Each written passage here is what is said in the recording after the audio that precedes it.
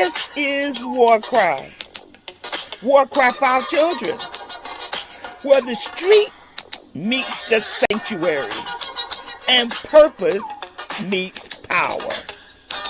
Join me, Elder M, intercessor, street evangelist, prayer warrior, advocator for justice. We stand in the gap in the streets, in the courtyards, in the schoolyards, in the church and on the block. This ain't just prayer. It's intercession. It's advocacy. We deal with real problems.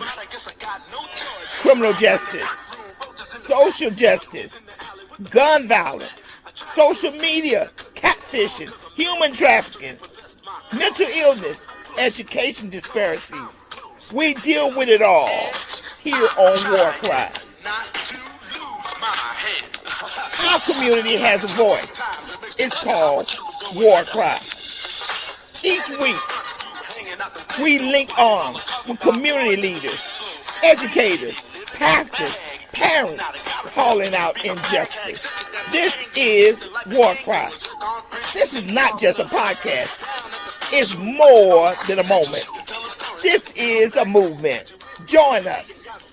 Let's give a voice to the problem and be the solution. I'm trying not to lose my head.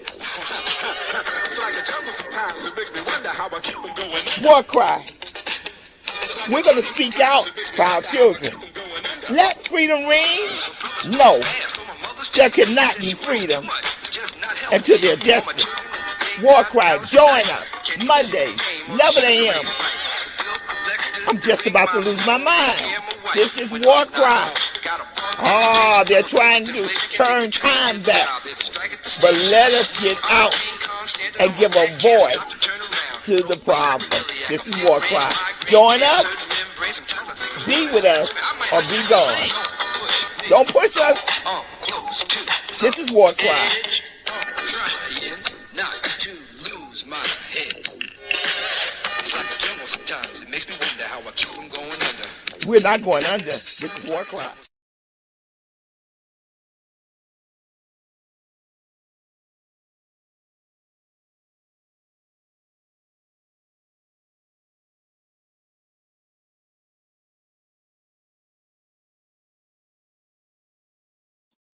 Hi, everyone. This is WarCry, and we have another dynamic show. WarCry for our children, WarCry for justice. Please share and subscribe to the network because we're going in. We have some dynamic people on our panel today, and I am very excited about our guests. Come on, let's bring them in.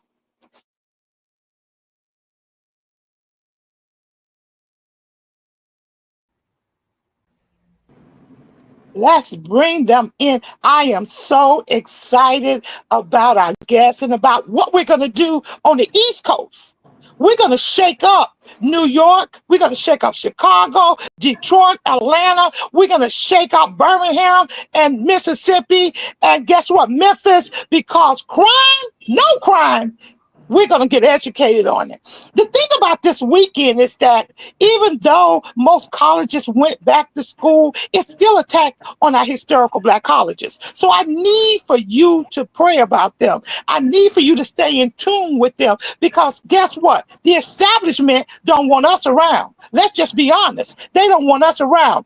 And all the joy we had this weekend, I want you to remember, a mother was crying, a father was crying, a young girl was human trafficking, somebody got murdered, somebody went to jail, somebody committed suicide. We've got to stay on our post and educate each other and network together. Well, I'm so excited. Crime, no crime. Well, I have the right to remain silent. But no, we won't go into that.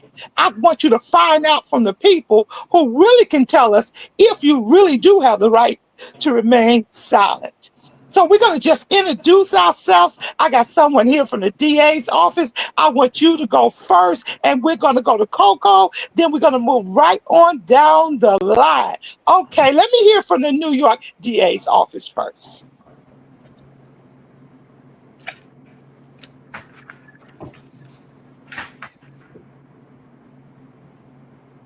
Okay, can you hear me?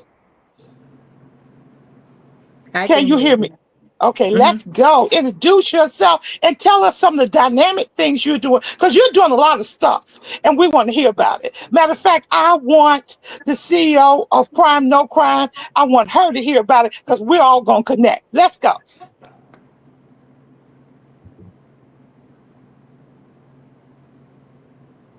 Let's go. Can you hear me? I Okay, can hear Coco. you, LDM. Uh-huh. Yeah, Oh, you wanted Elder, me oh, or you want the DA? I'm so sorry. I want the DA. I want the DA Okay. to introduce, and then we're going to Coco. Then we're going to you, Teller. Then we're going to you, Trevor, and then we're going to get to our guests in that order.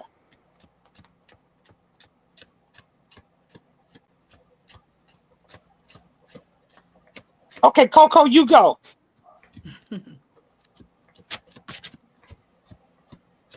Y'all can hear me? Yes. Yes. All right. So, good morning, Good everyone. morning. Good I morning. am Shaniqua Purvis. Everyone calls me Coco. I am the executive director for both sides of the violence. I'm here representing the street and our youth and everything that we go through and try to find solutions so we can stop all this gun violence. Okay. And let me just ask you a question. How did you get involved with this work? I got involved with this work after being in the community for a lot of years, helping people, and my sister was murdered in 2002. But what really made me go forward into starting my own organization is when 18 years later, I spoke to the person who killed her. And in that conversation, he showed me that perpetrators are victims too. So after that conversation, I said to myself, this is something that we're not tapping into directly. So I started both sides of the violence. So both sides of the violence help victims such as myself and my and families like mine. And then I also help perpetrators and their families because perpetrators are victims too. So that's how both sides of the violence was birthed. Thank you. Now, let me hear from the DA's office.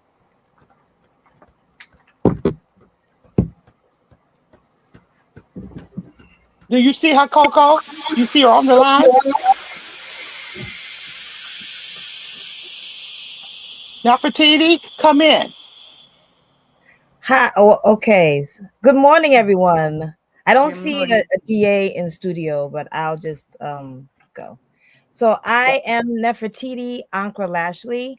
I'm a senior community justice attorney with the Community Justice Unit at the Legal Aid Society. And I'm here because I love our people. I love youth. I love working with youth. My job for me isn't just a job; it's a calling. It's why I went to law school. I work with cure violence organizations. I worked with the amazing Sister Coco and others in Brooklyn and across New York City as well. And so I do a lot of know your rights, legal education with the youth. I do mentoring. I also have my own organization, Empower Healing Arts, where I do self-esteem workshops and a lot of art workshops with youth so that they recognize their own brilliance. And that's why my organization is called Empower. I am power because the power is within themselves. I'm not empowering anyone. I'm just helping them realize the power and the beauty and the brilliance within themselves. So I'm very happy to be here. Thank you. Thank you. Dr. Teller, you can come in. Yes. Good morning, everyone. My name is Jennifer Taylor, and I am a mother, a survivor that lost my daughter Dawn to gun violence. And I am here to also bring awareness to any area, not just Queens where I live, but any area that's going through this horrible gun violence that we're all dealing with. I named my company Next Day After because the next day after you bury your loved one, no one knows what's available to them. No one's aware of compensation, victims' compensation, peer support groups, and just being around people like Coco. I call her Coco because I know her very well now, and she's very good in the community where she's has her organization, and I'm happy to be here also. Very good. Minister Travel, come in and give your introduction.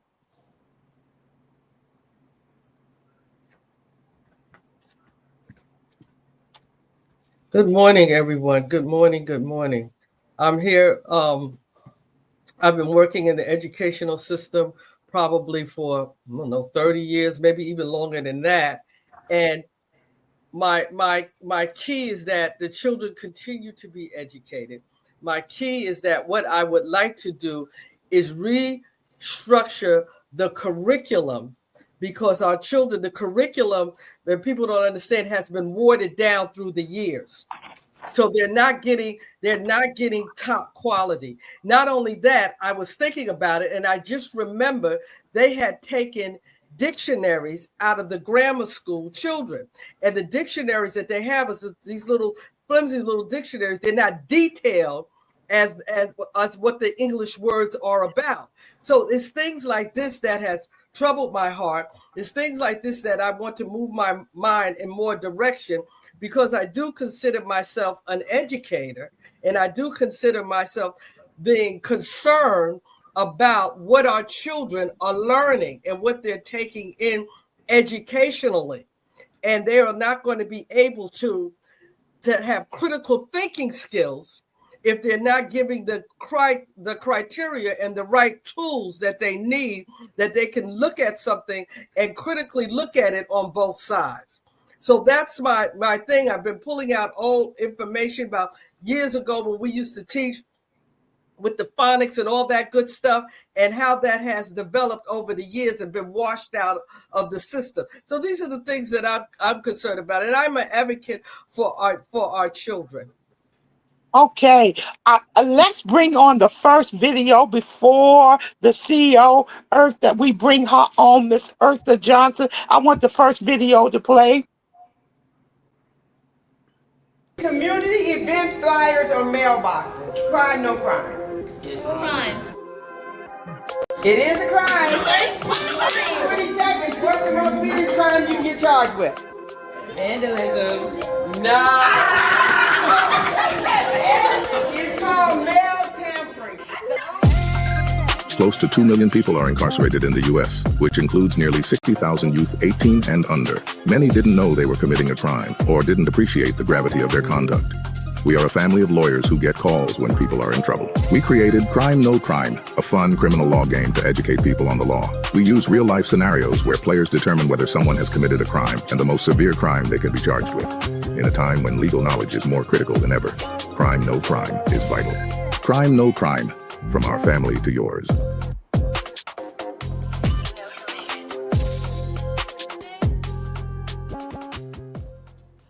I want to introduce you to Miss Eartha Johnson. I met her and her family at the NAACP conference.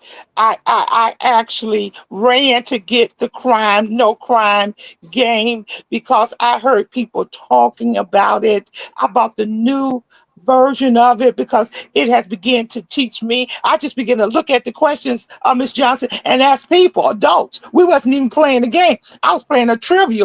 Do you know this answer? Because I knew the answers on both sides. And it was like, no, I think it's a crime. I think it's no crime. I said, you go to jail. You go to jail. So I want to introduce you and tell us a little bit about you, your family, what made you invent the game, and what is crime and no crime. Thank you so much. First, I want to say I'm just honored to be amongst you guys, this young ladies.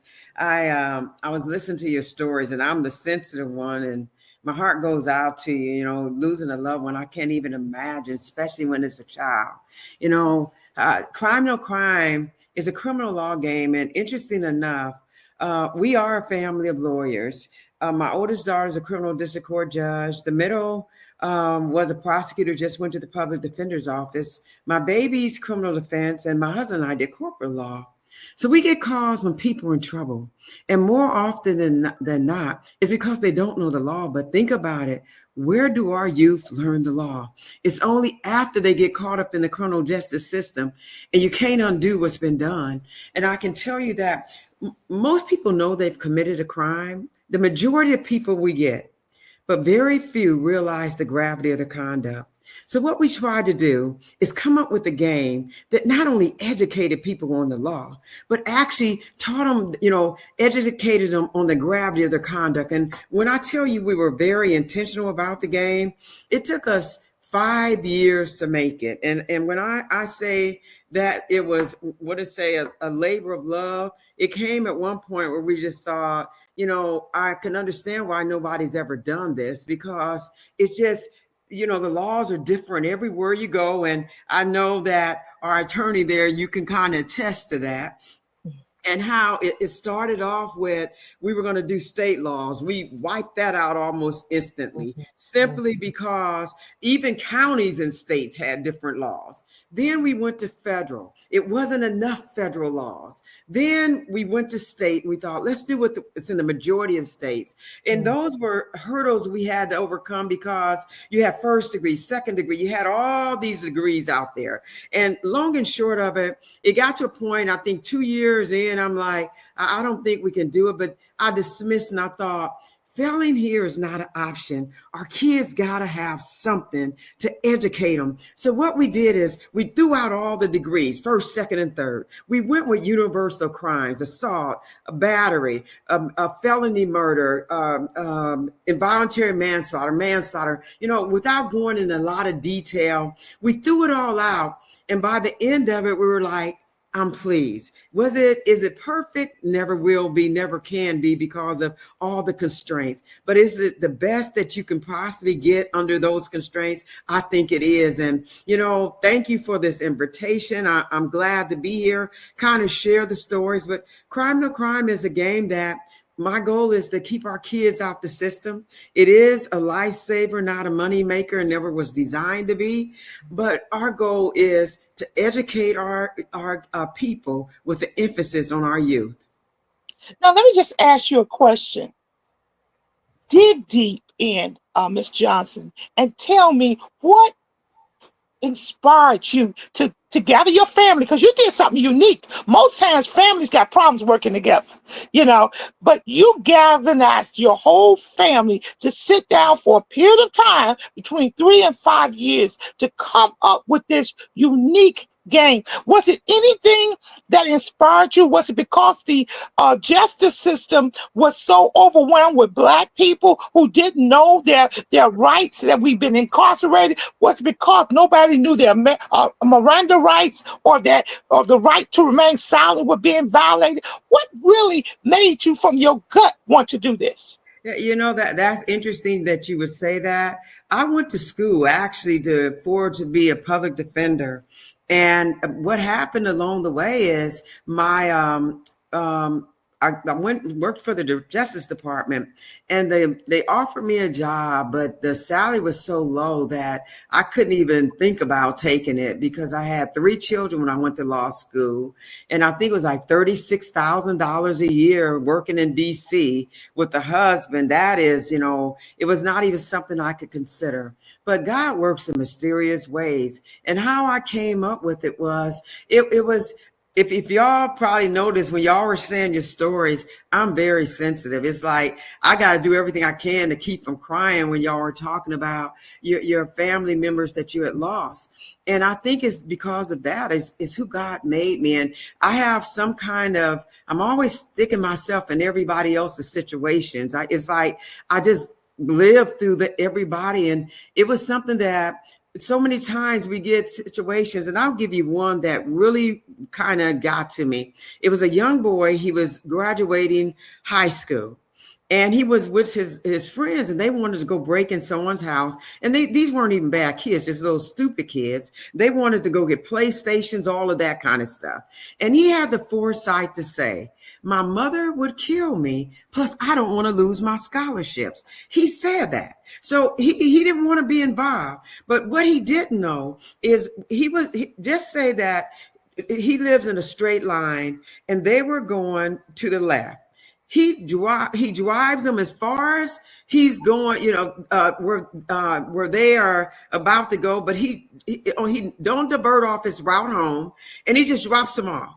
That was enough to get him into it as helping to facilitate that crime. Mm-hmm. And bottom line, that is it. Just like, he didn't know. Why didn't he know? Because we don't teach them. Our kids don't know. When they know better, they'll do better. That's what I believe. There's some out there that's going to be a knucklehead no matter what. But there's some out there that we can save. And our goal is to save those ones that we can. And I think that this game will do it. And I'm going to put something behind that. Amen. I'm in agreement with that. But I think even though we're saying our children don't know, which I'm in total agreement that we should play these games with our children, but we don't know.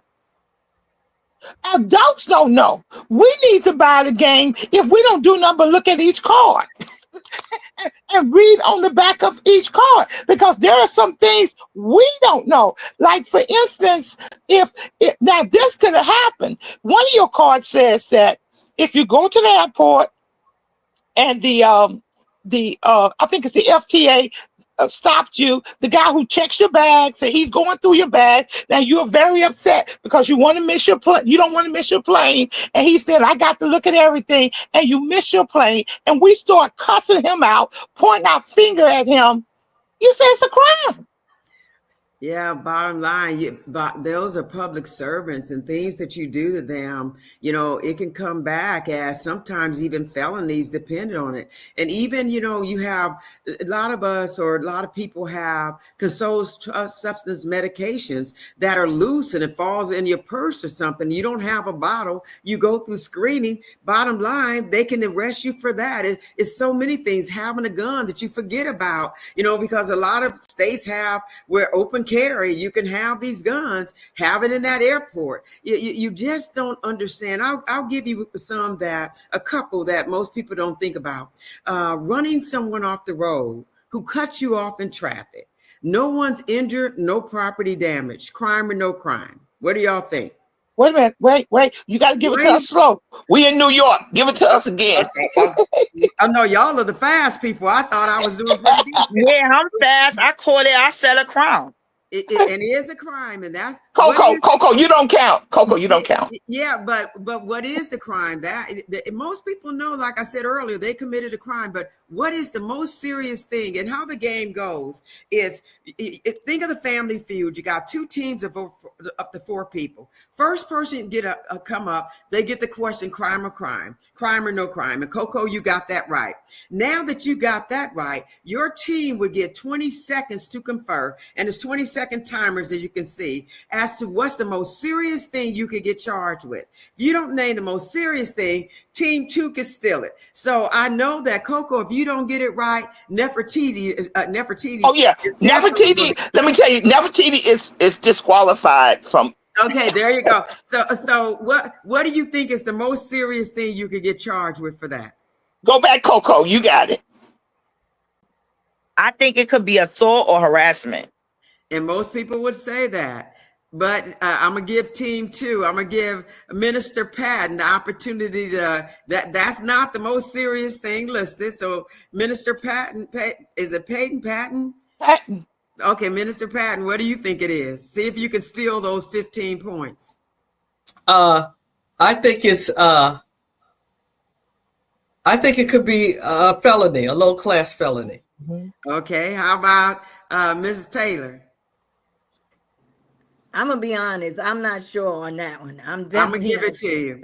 How about aggravated assault with a deadly weapon? There you go. We're trying to teach our kids. Everything about this game is intentional. We're trying to get them to know it's not just the guns and the knives. Your car could be a deadly weapon. A pointed heel can be a deadly weapon. Mm-hmm. So our goal is to educate our youth so they don't fall victim to the system. I'll give you one more. Crime. Okay, wait. Okay. Text me. Put the answer in the chat for me so I can get it right. How do I? No, I'm joking. Okay. Crime or no crime? Serving as a lookout for a friend who the homeowner kills as your friend goes in to burglarize the house. You're the lookout. Unbeknownst to you and your friend, the homeowner's there. And as your friend enters into that house, homeowner shoots him and kills him. As the lookout, Mrs. Taylor, crime or no crime? It's a I'm gonna crime. say crime. There you go. That's the Yeah, easy part again. definitely. Now, what's the crime? What's the most serious thing, Miss Lookout, are you going to get charged with? Accessory. To murder. Wrong, Coco. It was Mrs. Taylor's chance, but Uh-oh. That was, she took my words right out of my mouth. Okay. She was there with them. Yes. how Yes. about the accessory is only accessory to the burglary, because had your friend lived, all they could have gotten is accessory to the burglary. In actuality, you're going to get charged with felony murder. You're going to get charged with your friend's death. In every state except for Hawaii, Ohio, what? Let me think. Michigan, and there's one more. Hawaii, Ohio, Michigan, and I can't think of the fourth state, but it's 4 states that does not have a felony murder rule. Did I say Kentucky? No, That you would be the didn't. other one. They don't have a felony murder rule. Illinois and California, you would have to actually be the actual shooter or involved with the shooting. But in every other state, it's your murder. Our kids don't know that felony murder rule. And a lot of kids are sitting in jail all because they participated in some minor way. And they can Yes. spend the rest of their life behind bars. So that is the game. It's 250 real life scenarios that covers misdemeanors, felonies, police searches, seizures, and interrogation. Yeah, this is the newest game out. And I this have that version. I got that version. This is our first version, and I changed it for several reasons, and I'll talk about that later if time permits. But Okay, now let me ask you a question.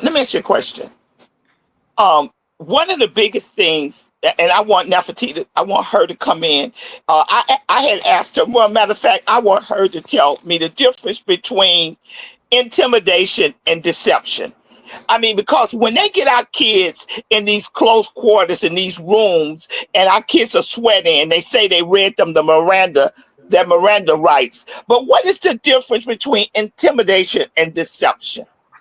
Thank you, Elder M. Thank you, Elder M. And also, I want to say I'm so excited about this game. I will be purchasing this game and doing it with all of the youth that I work with in the cure violence sites. Thank you. So yeah, so I do a lot of know your rights and different with the youth. And that question, thank you, Elder M, for that question, because a lot of our youth don't realize that the police have the legal right to use deception when questioning.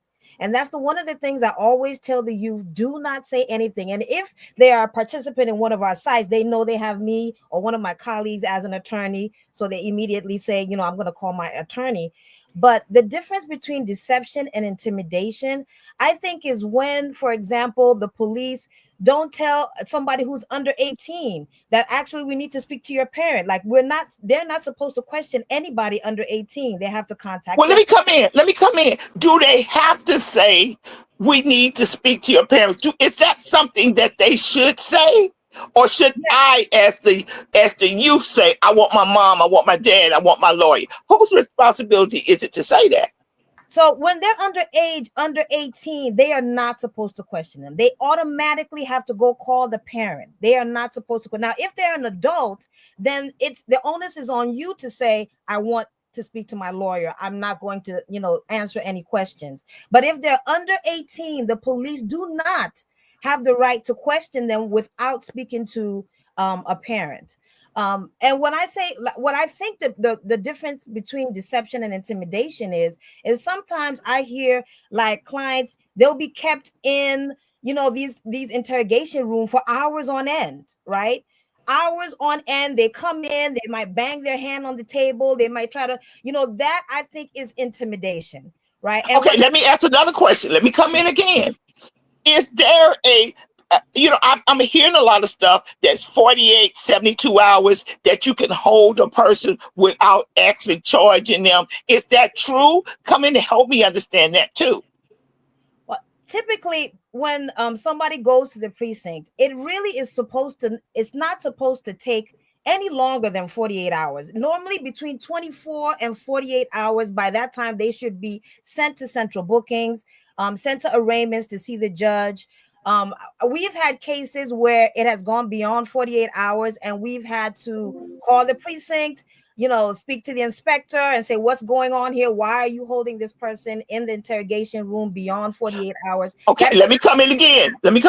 So then what you're saying is that the police are committing a crime against us, against our kids. If they're violating the rules, they're committing a crime against our children. Go ahead. Yes, the interesting thing about law, right? And I think that what has been done in this country a lot, from years, is that the law changes to suit the powerful, right? The law changes, and then it ends up oppressing Black and brown people and those of us who don't have, all this money, for example. And that's something that I also teach. Like, I use the book The Color of Law to teach the history of redlining, etc. So it's like, what is a crime? What was a crime that is now no longer a crime, for example? So, and to say your point, it is true. Like, when our rights are violated, that is not right, right? And I think it's also very important to teach the youth that the law changes. And I think that really puts the power in their hands. Like, oh, I can be part of the solution, whether I become a lawyer or whether I become a politician, whether I become a councilman or a councilwoman, and teaching about, the legislative, agenda and how to even get involved in that. And I think that's really more powerful even than just, I used to say people like, go vote, and I used to talk about Fannie Lou Hamer and stuff, but I realized even teaching the history of the law and how it has morphed over the decades and how you can get involved in the system to change it, that even has greater power in encouraging people like, oh, okay, I really see the value in voting, even though it is a flawed system that we live in. Okay, let me ask a question. So you're saying that in New York State, that our children should not be held no longer than 48 hours before they're charged. And if they're held 48 hours and not charged, they should be released to go home to a guardian. Is that the law? Well, they're not going to be released. No, they're not going to be released to go home to a guardian. But it is something that I tell, clients that after it is done, if they hold you, for example, 72 hours, if you have an attorney that can advocate for you to expedite that, that's great. And then afterward, we can deal with that. We can deal with the fact that the police held you for a longer amount of time. But they have no charges. They don't have no charges against me. How can you hold me? Then there's no charges against me. I want to let Johnson come in. Eartha Johnson, Miss Johnson, come in. How can you hold me? There's no charges. I'm sorry. We're radical. This is WarCry. No.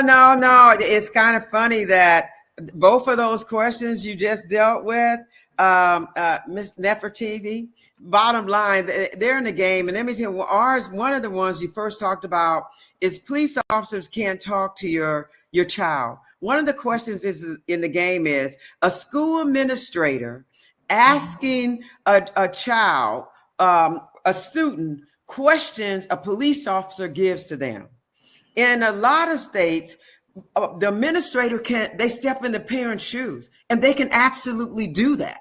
And we tell people to tell your child, no matter what, the Sunday table, always say, if somebody asks you about any crime, whatever, say, my parents told me I can't talk about this unless they're present, because they will abuse that authority. Another question in the game is police officers interrogating people without food breaks and whatever. And, the typical interrogation is 2 to 6 hours, and anything above that is presumed to be coercive. So we try to add that into the game. But our whole thing is going back to, the right to remain silent. I always tell people, what does that mean? We do a symposium that we go around and we go down further. The right to remain silent. Most people sit in that situation, think, I didn't do anything. I don't have anything to hide. So they say something. I tell people, if you are innocent, you better shut up, or you think you're innocent simply because you don't know what you don't know. Like, for instance, think about the game. A lookout going there says, I didn't go in there. I didn't do anything. I didn't have a gun. I didn't call. But all I had to do is they just told me to watch out, and I didn't see anything. That's enough. You didn't sign yourself up for felony murder. Exercise your right to remain silent, even if you think you're innocent, and especially if you think you're innocent. You have that right. Exercise that right in every single situation. Latifi, we had a discussion yesterday, and my thing is that, can a cop actually, under deception, can he tell you, your friend just sold you out? He said you did it. I mean, I'm like, wait a minute, that's a lie. Can they lie? And you know what she said? Yes, they can do that. Wow. That's lawful for them to do. Speak a little bit about that, and I want her to come in. Why could they lie to a child, a 17-year-old, and say that, oh, well, Marcus just said you did it? And that's a lie. Now you're getting this kid to say something because he's afraid. Go ahead. Let's speak to that. Yeah, I think that's why education is so important. I'm so happy to be here today. And this game, Crime No Crime, I'm so excited about, because it is impaired. Like, knowledge is power, really. Yes. Because even the fact that every time I do a Know Your Rights, and I talk about that the police are legally allowed to use deception, it's not even just the youth that's surprised. A lot of adults and a lot of the parents are even surprised as well. And that's another thing that we talk to the parents also, because they'll try to talk to get the parents, right, to waive and say, okay, fine, you can question my child. And so that's why I tell the parents as well, if the police say, well, listen, let me just question your child. If he's innocent, then no. And I say, no, you do not want to do that, right? Because they are looking to see if, like, the example that was given, that Miss Eartha was talking about, if you say something, well, I didn't do anything, but and then they have you. Right. So you don't say anything. Education is just so important. It's really, really important. And I want to bring the panel in. Right now. Coco, you got anything you want to say about anything that we've been talking about? I know you do, girl. Come on. First of all, I teach all the youth that come in front of me one word: lawyer. That's it. You get in that interrogation room, you get in that cop car, you get that sandwich or that McDonald's, lawyer. That's it. You're dumb, deaf, and blind. You don't know nothing. I had a 15-year-old that just did that. I was so happy. And when the mother called me, she said, I said, did they question him? She said, no, he lawyered up. I don't even know where he got that from. I said, me. He just was in orientation. Wow. He missed it. It's so important. And I had like 25 kids that I told us to in orientation for summer youth. Mm-hmm. These things, those words.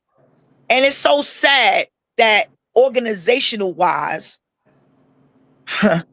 people want to gatekeep and don't help you exercise this power because you're not under their umbrella. But you're the one that's actually in the street that's doing the work with these kids. And I got it so that the precincts know that they are my kids. And when they get in trouble, who they call? Coco, we got one of your kids at the precinct. That's right. Mm-hmm. And they'll let me come pick up the child before their mother will. So all of this is very important, and I'm gonna make sure I get that game. I know. Look, I just sold the game yesterday. I was selling the game. I said, well, you know something? When you buy it, just make sure you put WarCry so I get a little discount, or let them know. Because I'm gonna put a WarCry discount code, and they use that. they'll get $10 off. How about that? You know why? Because That's I nice. know. I want I want you to make as much as you can to support. I'm just buying into the third version. You got the first version, you got the second version, and I know you're gonna have a third version. Now, I think the reason why we have people, Coco, not informing our kids or not wanting to help our organizations that are on the ground route to support our kids is because the big system wants to incarcerate them because it's big business. It's That's big true. business for our kids not to know their rights. It's big business for our kids to come up with a felony. Once you get a felony, do you know your rights stop? And I was only informed this maybe 6 months ago, is that when prisons are built and you take populations of people and put them in those counties which don't have any industry in, those prisoners are adding on to the population of that particular city or state. So now they can bring additional funding into that city or state. And remember what they say, that you belong to the Department of Correction. So now you're not even a citizen no more. You're belonging to an institution which Eartha Johnson, do you guys give me permission to say this? It's almost like slavery. Mm. You don't even belong to yourself. You belong to the state. Okay, I'm gonna have you come in, tell her you got anything you'd like to say. Yes, I just think this is very powerful conversation we're having here this morning. I know Coco, she's been doing this work already, and she's been truly a trooper. She's been so good at what she does with the kids. And for me, starting out with my new organization, this is going to be very helpful, and it's educating me because a lot of this stuff I truly don't know.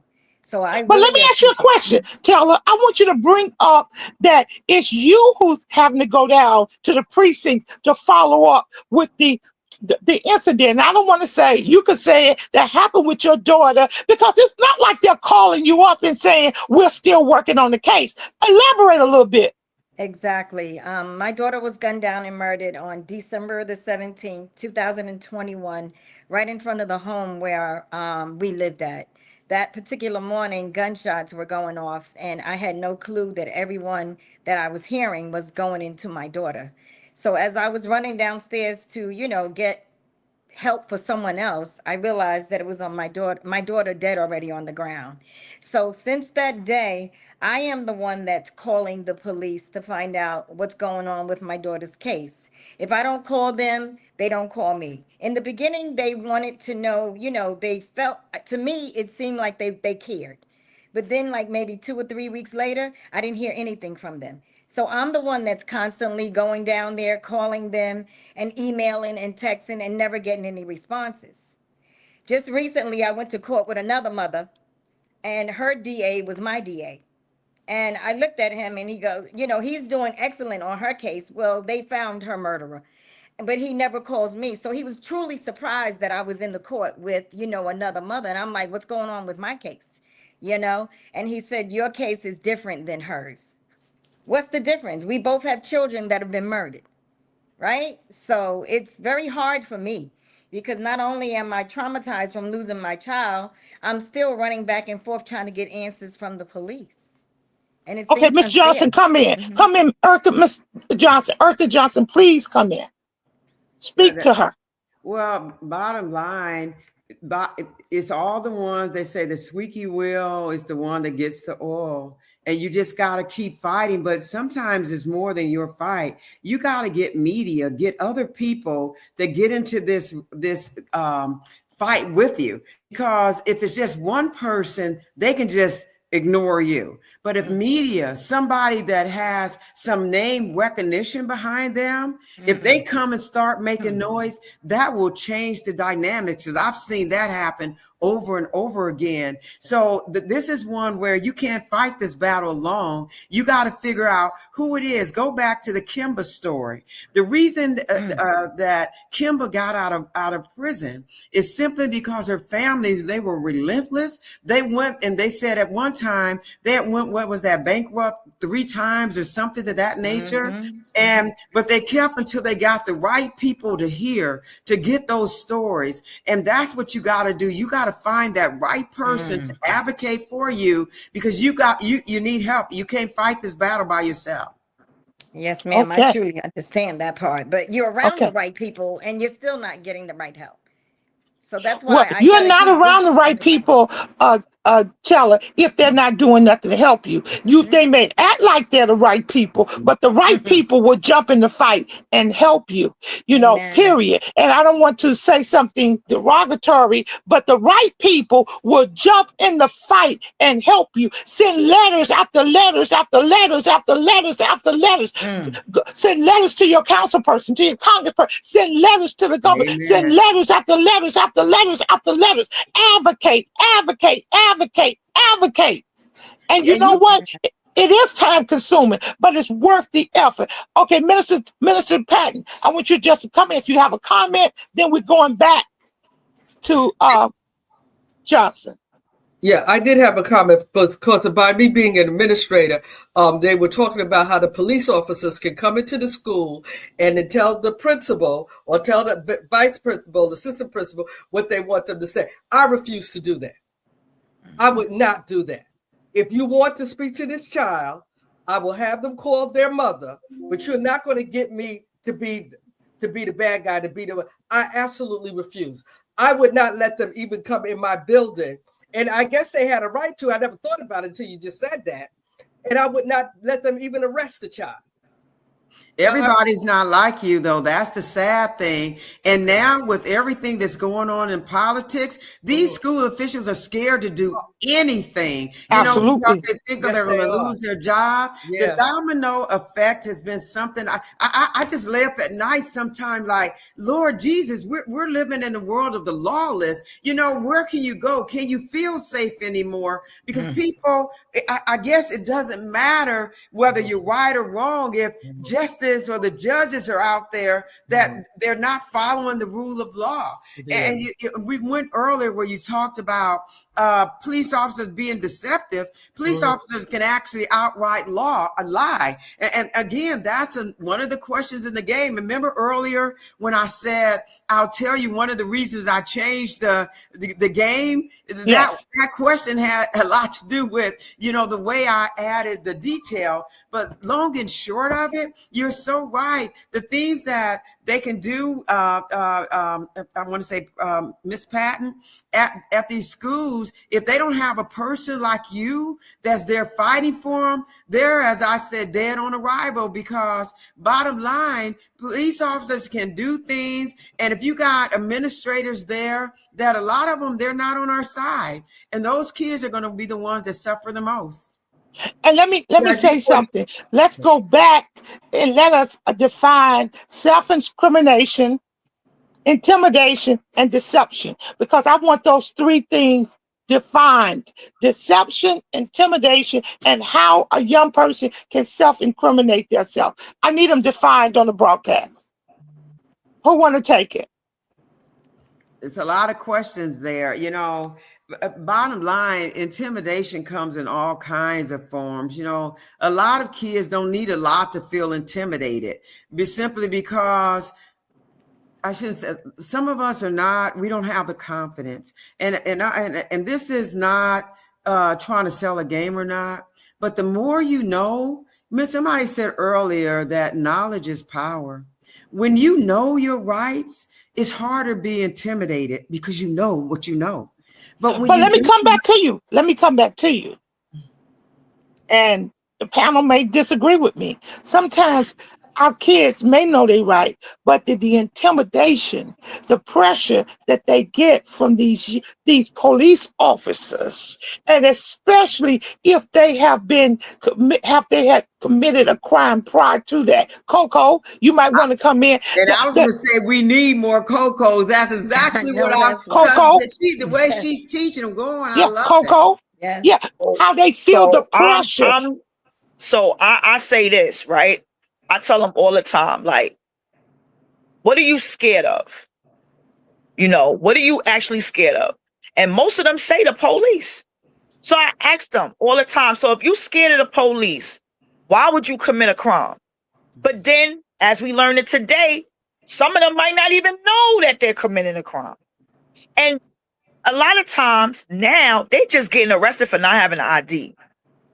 Absolutely. So That's a crime. Coco, that's a crime. I know, but not even having an ID. So this is why you have to power them up. You understand? Give them their power back. Let them know. And this game is going to be excellent. A beautiful way of powering them up. But, the ghetto way, the street way, shut the hell up. Shut up. Don't open up your mouth. Don't say nothing. Yes. It's the But- only words you know when you go in that police department. And if you do anything else besides that, it's not helping you. So they be like, all right, I got it. And they do it. So, you want to be intimidated by them or you want to be intimidated by me? I check them. I don't want to be intimidated by you. I check them. It's a thin line. But like I said, just power them up. But Coco, I want to come in and say something. And then hold on. Another thing too. I'm sorry. Okay. Another thing too. Some of our kids be high or they intoxicated when these things be happening.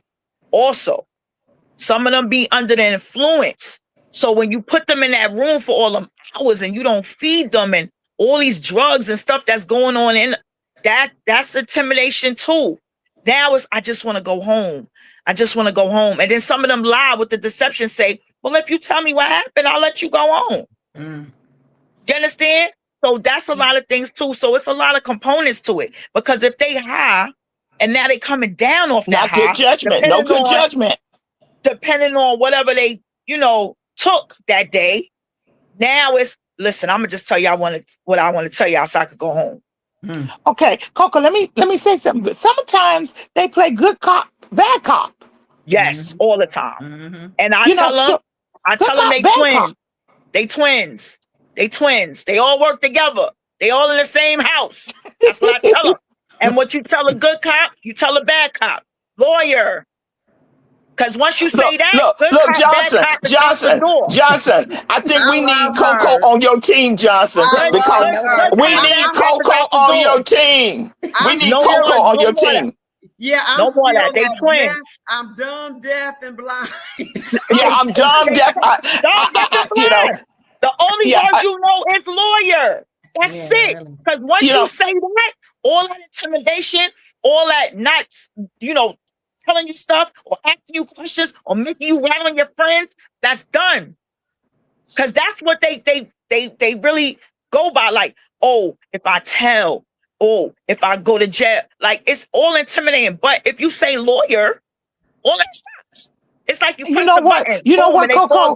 I'm with you. But some of these lawyers we got, as Taylor said, aren't good anyway. And I don't want to say it, but it appears that sometimes they're working hand in hand with the system.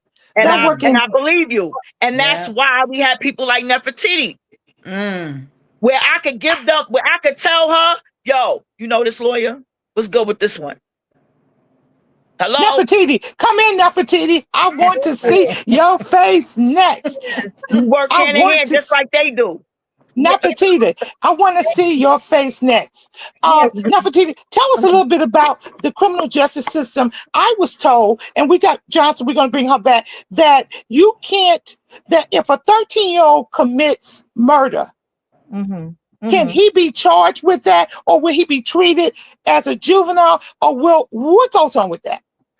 Well, what has happened in New York, right, is that the age at which someone can be charged with murder has, it's gotten to a point where now if a 13-year-old is charged with murder, now there's a juvenile desk in the precincts. So they'll look at it and say, should we send it to family court or should we send it to criminal court? So it used to be before a lot of, lobbying, and the Legal Aid Society was also involved, with other organizations as well in raising, the age basically at which someone is sent to criminal court. Because it used to be that automatically if a 13-year-old was charged with murder, they would just go to criminal court.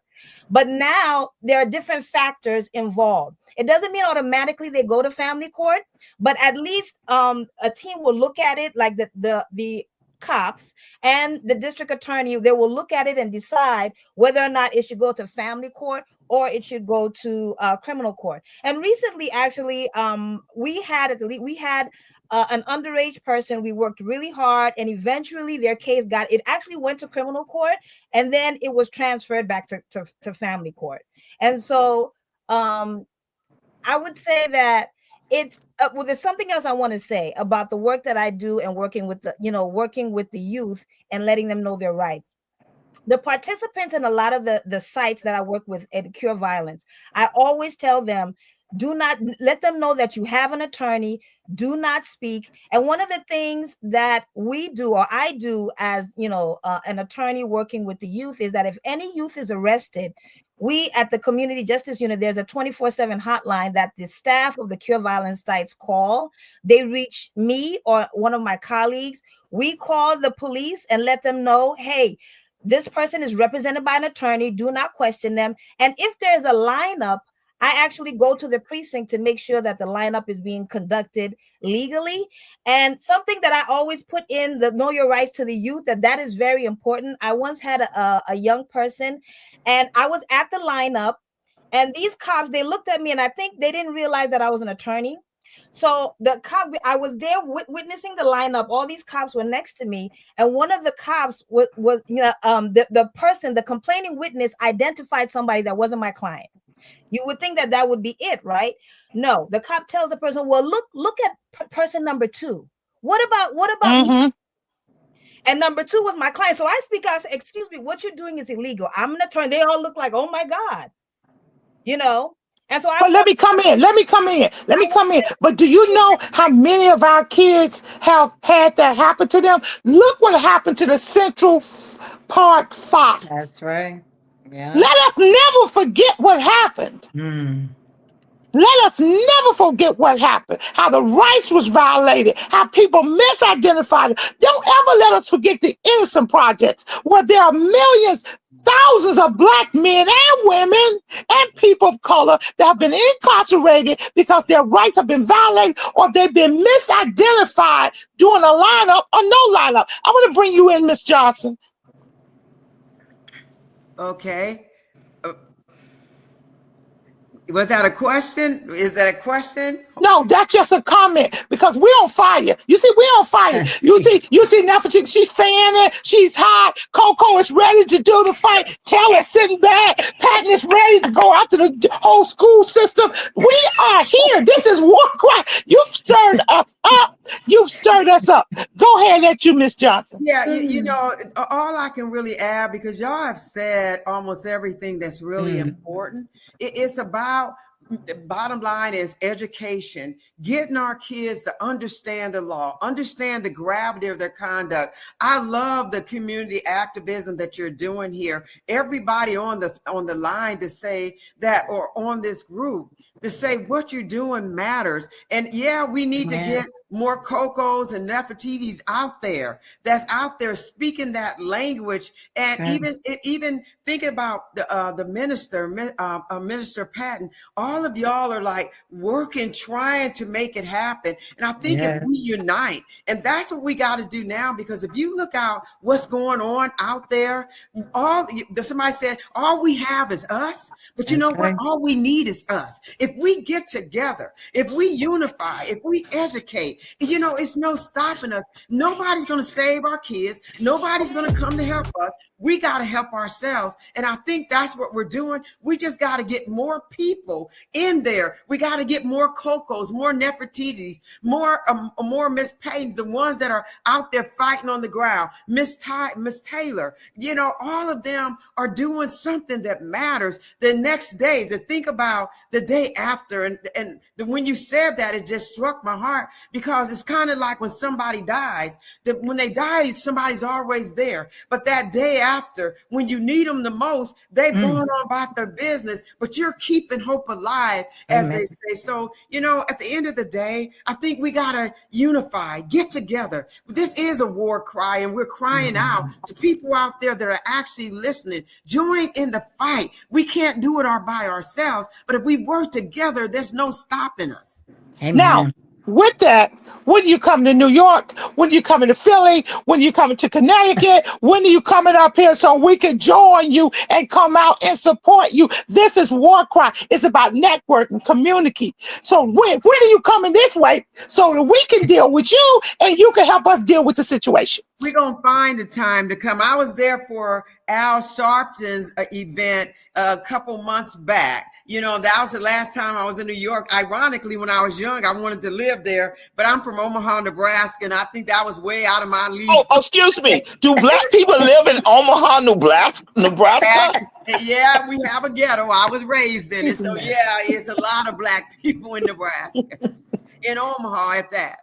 You know, Okay, now that I want to shift. Democratic vote. You got to wonder why. You know, Nebraska, they always get that one blue dot, and that's from Omaha, and that's because we do have a lot of black people there. Okay, now let's shift. Do you think that this game should be played in the church? Yeah, they have crime, no crime game nights here. Absolutely. You play it anywhere you have kids. We're trying to reach out to 13 and higher because those are the ones that fall victim to the system. We talked to Fannie Willis. She was at the NBA conference I attended, and she said we need to start it at 4th grade. You know, and one of the schools asked me to do it for elementary, and I said, well, you know, they're a little young for some of the scenarios. And they said, did you know we have kids here in ankle monitors? And I'm sitting here like, wow, we're living in another world. So no, we got to educate our kids as soon as we possibly can. And in the game, it's 250 scenarios. And what people have to do is go and pick the ones that are most relevant and the most appropriate for that age group that you're trying to get to. So, you know, there's something for everybody. But, you know, when you got sensitive or young kids, you got to watch how you feed them and where you go. And that's why we made it where you can go select the ones you want. It's 250 cards. One game takes less than 25. So you got like 10 games, if not more, in that box. Now let me ask you a question. What was the difference between the first version and the second version that you made? I was more intentional. One of the things that bothered me, the whole reason for that game is to keep our kids out the system, right? And it's certain things as that Nefertiti can attest to, that there's a lot of things that, and Coco, to all of y'all that are on the Civil War, things that police officers actually can't do. But what I would do is I say that in there, that bottom line, they couldn't do it. But I didn't always capitalize on saying, hey, once you say, I do not consent to a search, step aside. Do not think you can't do this and try to stop them. Now you got assault of a public servant where they could search you. Now they can search you incident to the arrest. I tried to put more definitions and tried to be more intentional. So I didn't put our kids or expose them to any harm, you know, put them in harm's way unintentionally. A game that is designed to save lives, I wanted to make sure it lived up to its purpose. So I added more detail. I added more sex crimes in there, only because these kids, the stuff they're communicating and doing online, those things are coming back at them. And where they may not persecute or prosecute somebody else's kids, they will prosecute ours. And then another thing, it was a lot of things I did to just make it where, you know, we just taught them more, and not only taught them more, but was more intentional about trying to keep them out the system. Yes, that's a critical thing. A lot of times we're dealing with kids after they've been in the system. We want to work on a prevention before they get in there. Prevention, but being more proactive, because once they get into the system, they have a tendency to repeat again. And a lot of our kids do things for various reasons. It's not that they wake up every morning and say, "Oh, well, I want to go out here and kill somebody." They don't. Or when they're born just when the stump crackhead, robber, murderer. No, our kids don't have the same fair chances that other kids have, especially those that live in areas that are not produced. If a kid is hungry, he gonna steal. And he's gonna steal. I remember Judge Bruce Wright, turn him loose, Bruce. They were so against him because he said, how can you look at this crime and this black man who's stealing for his family and this white man who's stealing because he has a disorder? And and you're going to give them the same punishment. You know, our kids are struggling. They're fighting for their lives in some of these areas. And we don't have a White House that's really favorable for anybody that's this color. Amen. That's this color. So it's going to take us all collectively. As you can see, I am very passionate. This is WarCry. I am out here to do what we have to do to save our children. I'm going to, on our website, I told my producers that we're going to have a whole column set up with say their names. We're going to put every Black kid's name, every person of color's name on our website, and we're going to continuously say their names until they get justice. We're going to broadcast and advertise your job. Crime, no crime. This is what we're going to do. We're going to help Coco. I'm going to get her digits. Oh, I don't know if I said the word digits, but we'll get her cash. I'm going to get our cash up along with Teller, along with Nefertiti, and we're going to put it on there. We're going to do the work that God has called us to do. This is what our work is about. We can no longer stand on the sideline and allow someone else to find a solution to our problem. We know our problem. Don't we, Coco? Don't we know our problems, Coco? Do we? Okay. Yeah. And I'm going... And hold on. And some people capitalize off of those problems. A lot of people capitalize. But that's a whole nother show. That's a whole nother show. Oh, no. And we're going to have another show, Johnson. We're going to bring you back again. We're going to actually go out and put our mouths out and then sample your game. So then we're going to come back. We're going to sample your game, and then we're going to let Nefertiti come back and head us up in a discussion with you listening on what we learned and what we didn't learn. Right, Taylor? Right, Patton? Yes, we're going to learn the law. Remember, crimenocrime.com for information. Yes, and let me just let my producer bring the second video on. Bring the second video on. Thank you, producer. Some of the best lawyers I've ever met haven't even been lawyers at all. They've been clients who learned the law the hard way while serving time. The one thing they all have in common is that they never would have gone to jail in the first place if they only knew then what they know now. My name is Antoine Johnson. I'm a criminal defense attorney and one of the creators of Crime No Crime. The truth is that it's very easy to go to jail in America. We have nearly 2 million people locked up, and a lot of them are there only because they didn't know the rules to the most important game of all, the rules to the game of life. Not knowing the law can be the difference between freedom and prison, but where do everyday people go to learn it? Crime No Crime is a card game that teaches you how to keep yourself and your loved ones out of jail. It gives you the opportunity to get the information that usually is only taught in law school classrooms, information that most people don't learn until it's too late and they're inside of a jail cell. So please, get your copy today. From my family to yours. Crime No Crime. Crime No Crime. This is another great program. I'll give everybody 1 minute, a 1 minute comment. Okay, starting with you, Minister Patton, a 1 minute comment. Oh, okay. Am I on? Yes, I'm going to say, like James Brown said, say it loud. I'm Black and I'm proud. Absolutely. And we want you to sell 10 copies of the Crime No Crime. No, I'm excited about that game. And just it just stirs up and lets you know that people are still in the battle. We're still and people still thinking about us. Black people are still thinking about Black people. We're thinking about ourselves, how we can do this. Yes, tell her. Yes. Tell her. Again, I am just grateful to be here. I give God all the glory, but I too want that game. Coco, we're getting ready to go on a retreat. That is something that we should probably try to get soon so we can play it on the retreat with the adults. Because a lot of people, like you said, adults or children just don't know. So I am grateful to be here. And what I always say is you're never alone. So that continues with adults also. You are never alone. Never alone. Okay, Coco. I want to start doing this work with younger youth, with younger kids. Just like Smokey the bear taught us not to, play with fire. I have Sean the don't shoot bear.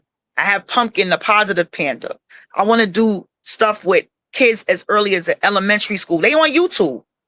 They know what video to ask for. My granddaughter at 2 years old know to press the microphone and say what she want because she knew she couldn't type it. So Come on. I want to tap into that, because if we do that at that age, they won't play with fire. They'll be positive, and they definitely won't shoot people. And we could change a generation. We could change a generation. And guess what? We can measure change. Change can be measured by the results of closing the prisons down.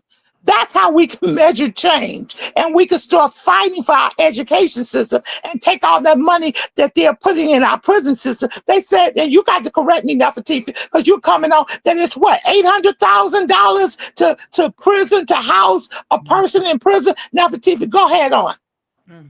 I'm just so honored to be here. I'm very honored and grateful to be here. And I just want to remind like anyone watching, especially our youth, that you are brilliant. You have so many gifts inside of you. That's what I always try to remind our youth, that you are brilliant and you have power. And I always say, like, even though we look out and we look like we don't have power, we have so much power that is waiting to be expressed. Just because it doesn't look like we have the power, what it looks like isn't what it is. And this is an example of what here on this program today. We have so many resources, and we when we get together, we can move mountains. That's right. And our community, we've done it many times over the centuries, and we're going to continue to do it. So thank you so much. Yes. And another thing, don't go anywhere. I want to keep you right there. A lot of times our kids don't know their worth. Their worth is determined by their environment, and that's not true.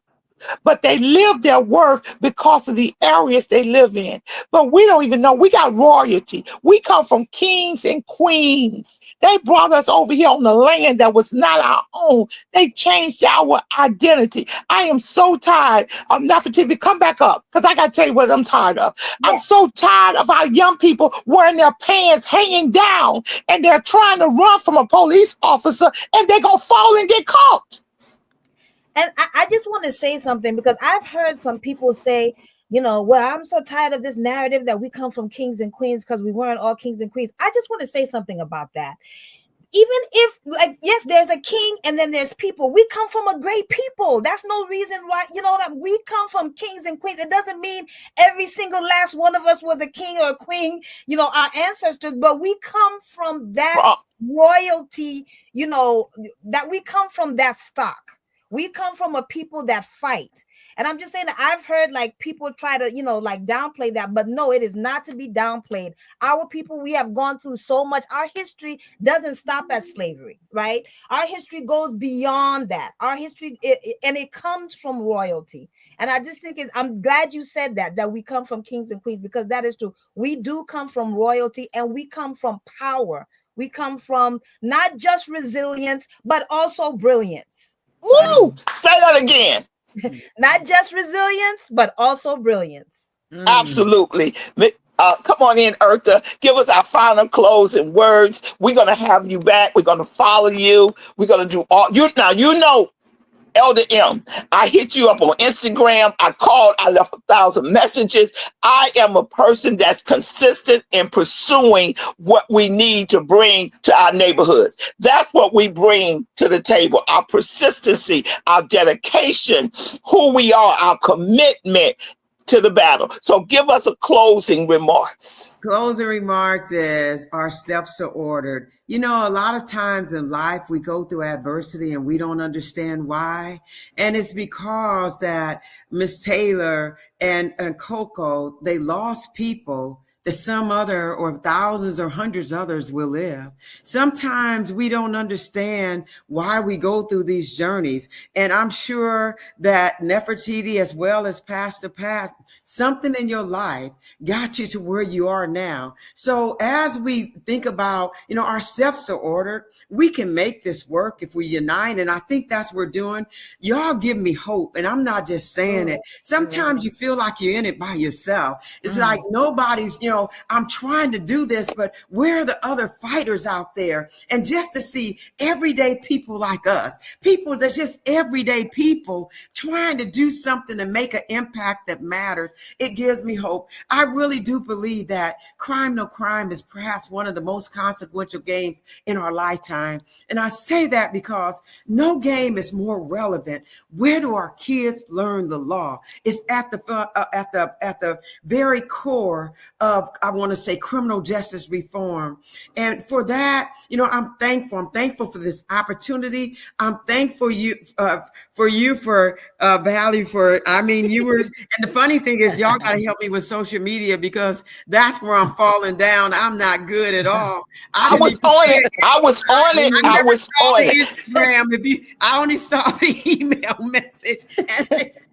So guys, but you know, Eartha, Johnson, you know how many more I sent after that? Because see, the Spirit of the Lord told me to bring you on. And when the Spirit tells me something, I'm going to move. Thank God. I want everybody to unmute and just give Miss Johnson and her family a hand clap for being such a good. Amen. Amen. Thank you. Say it loud. I'm black and I'm proud. I'm black and I'm proud. I'm gonna give you a clock that. I'm gonna clock that for you. Yeah, I am black and proud. And let me tell you something. I'm gonna send you an email. We're gonna get together, everybody on the panel, and wherever you at next, we're gonna come and you're gonna know you got family in New York City. Thank you. You got family in New York City. To get your discount, I want to make sure that if anybody order it, I'm gonna go in within the next 5 minutes, and if you order the game, put WarCry and it'll give you $10 off. I wanted to make sure you did. Thank you. Oh, WarCry. We'll be back next week with another dynamic show. This is WarCry for our children, WarCry for justice. We're in the fight, and guess what? We're gonna win. See you later next week, 11 a.m. Thank you, panel. God bless. God bless you. God bless you. A game that's going to bring family together, or I don't know, make it competitive. This is the game, Crime No Crime. My family played this, and for hours we enjoyed it. We had one person who thought they knew the law. We had one person who was in law school reading the cards, and one who had trouble with the law. And you talk about the people who knew the law and the one who had been in trouble with the law going at it. It was so much fun, so enjoyable. Like, this is a great famy game. And it teaches like everyone to know the ins and outs and how to protect yourself. Listen, worth it. Oh, great game. I appreciate you.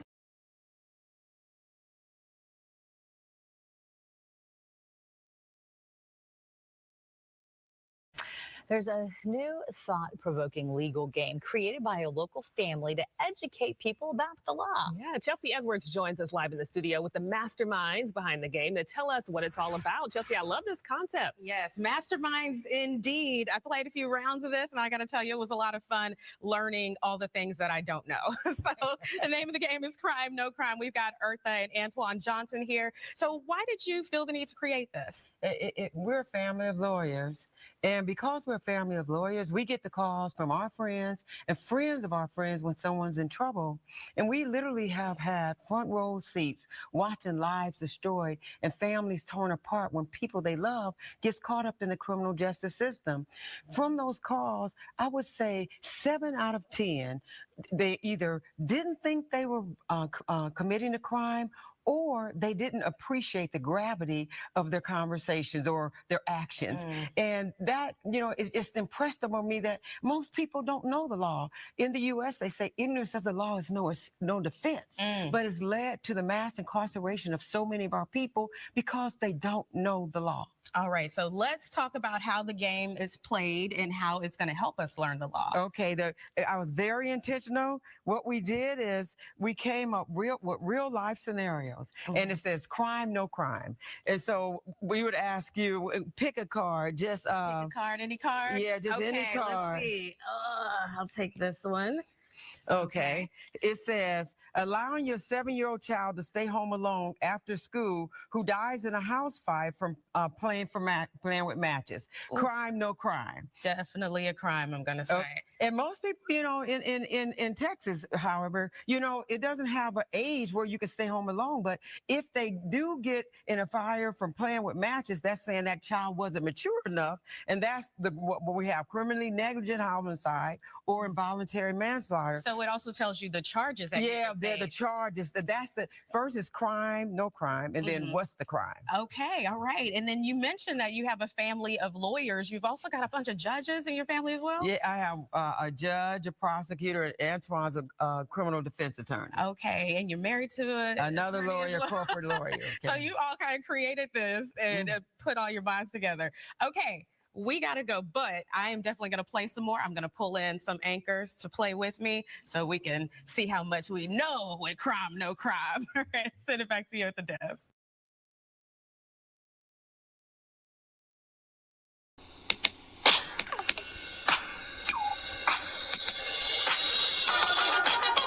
This is WarCry. WarCry for our children, where the street meets the sanctuary and purpose meets power. Join me, Elder M, intercessor, street evangelist, prayer warrior, advocator for justice. We stand in the gap in the streets, in the courtyards, in the schoolyards, in the church, and on the block. This ain't just prayer. It's intercession. It's advocacy. We deal with real problems. Criminal justice, social justice, gun violence, social media, catfishing, human trafficking, mental illness, education disparities. We deal with it all here on WarCry. Our community has a voice. It's called WarCry. Each week, we link arms with community leaders, educators, pastors, parents, calling out injustice. This is WarCry. This is not just a podcast. It's more than a moment. This is a movement. Join us. Let's give a voice to the problem and be the solution. I'm trying not to lose my head. It's like a jungle sometimes. It makes me wonder how I keep them going. WarCry. We're going to speak out for our children. Let freedom ring? No. There cannot be freedom until there's justice. WarCry, join us Mondays, 11 a.m. I'm just about to lose my mind. This is WarCry. They're trying to turn time back. But let us get out and give a voice to the problem. This is WarCry. Join us, be with us, or be gone. Don't push us. This is WarCry.